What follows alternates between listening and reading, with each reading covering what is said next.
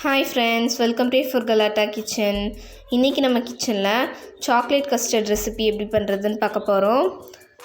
இந்த chocolate custard பாத்தீங்கன்னா நம்ம கோகோ பவுடர் யூஸ் பண்ணி பண்ண போறது இல்ல. டெய்ரி மில்க் சாக்லேட் வச்சு பண்ண போறோம். சரி வாங்க நம்ம செய்ய ஆரம்பிச்சிடலாம். ஃபர்ஸ்ட் நான் அதுக்கு ஒரு டெய்ரி மில்க் சாக்லேட் எடுத்துர்க்கேன். ஃபர்ஸ்ட் ஸ்டவ் ஆன் பண்ணி பால் வச்சிருக்கேன். பால் கொதிச்சதுக்கு அப்புறம் அதுல கண்டென்ஸ்ட் மில்க் சேர்த்துக்கலாம். அடுத்து 3 டேபிள்ஸ்பூன் சுகர் சேர்த்துட்டு நல்லா மிக்ஸ் பண்ணிக்கலாம். அடுத்து சாக்லேட் சேர்த்துக்கலாம். சாக்லேட் சேர்த்ததுக்கு அப்புறம் நல்லா மிக்ஸ் பண்ணி விட்டுக்கலாம்.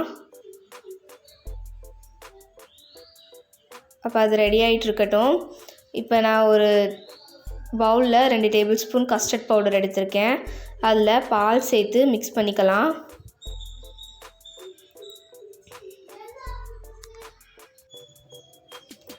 எக்ஸ்ட்ரா பால் தேவைப்பட்டாலும் ஆட் பண்ணி நல்லா மிக்ஸ் பண்ணிக்கோங்க.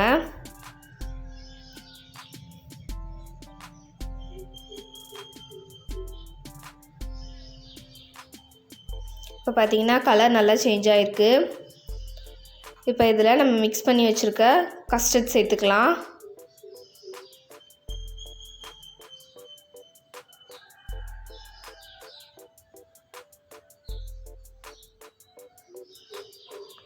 கஸ்டர்ட் ஆட் பண்ணியாச்சு. கஸ்டர்ட் சேர்த்ததுக்கு அப்புறம் தான் கட்டியாக ஆரம்பிக்கும் நம்மளோட சாக்லேட் மிக்சர். சேர்த்து நல்லா கலந்து விட்டுக்கலாம். இப்போ பாருங்க கட்டியாக இருக்குது உங்களுக்கே தெரியும். அது நல்லா கட்டியாகிற வரைய கொதிக்க விட்டுட்டே இருக்கலாம். இப்போ ஸ்டவ் ஆஃப் பண்ணி இறக்கிடலாம். இந்த கன்சிஸ்டன்சி ஓகே. இப்போ பாருங்கள் திக்னஸ் வந்து ரொம்ப நிறையவும் இருக்கக்கூடாது, ரொம்ப கம்மியாகவும் இருக்கக்கூடாது. இப்போ நம்ம இதை ஒரு கிளாஸில் சேர்த்துக்கலாம்.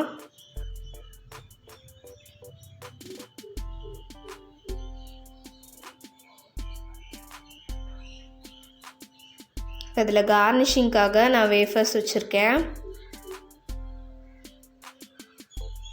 உங்களோட சாய்ஸ் தான், நீங்கள் எதனால ஆட் பண்ணிக்கலாம். இப்போ கொஞ்சமாக கேண்டீஸை வந்து க்ரஷ் பண்ணி வச்சுருக்கேன். இப்போ இதை 1 hour ஃப்ரிட்ஜுக்குள்ளே வச்சிடலாம். நல்லா செட் ஆனதுக்கப்புறம் எடுத்துக்கலாம். இப்போ 1 hour ஆயிடுச்சு. இப்போ நம்ம எடுத்து பார்க்கலாம் எப்படி வந்திருக்குன்னு. பாருங்கள் நல்லா ஜிக்லியாக வந்திருக்கு. கண்டிப்பாக வீட்டில் ட்ரை பண்ணி பாருங்கள். உங்களுக்கு இந்த வீடியோ பிடிச்சிருந்துச்சுன்னா மறக்காமல் லைக் பண்ணுங்கள், ஷேர் பண்ணுங்கள், சேனலை சப்ஸ்கிரைப் பண்ணுங்கள். அடுத்து ஒரு சூப்பரான ரெசிபியோடு உங்களை வந்து மீட் பண்ணுறேன். பாய் பாய்.